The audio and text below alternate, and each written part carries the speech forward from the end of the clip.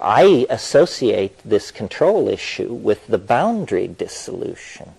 The boundary dissolution is alarming to the ego.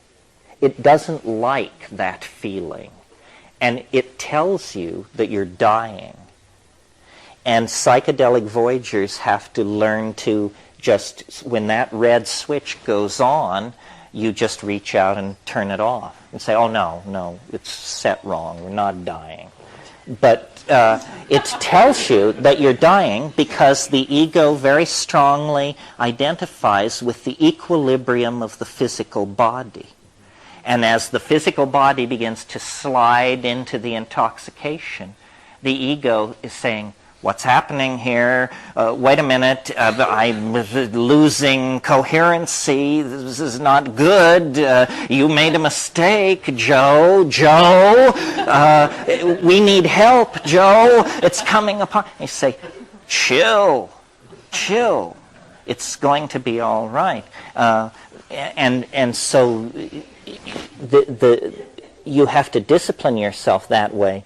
The dissolving of the ego, that is the dissolving of this maladaptive behavior pattern that has made our sexual and social politics so complicated. In other words, the ego is not a good thing. Its existence in each one of us, in so expressed a form, is a symptom of neurosis, a cultural neurosis.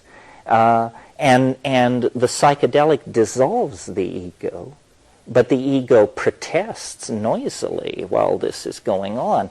And then people who are very ego dependent, if they have a psychedelic experience, they usually only have one, and then they say, well, that was like going nuts. I hated it. I just hated it. It was awful, because they are very strongly identified with the ego. Another person who isn't so strongly identified with the ego could look at the identical experience and say it was a wonderful liberation. It was just the quintessence of freedom and light and openness.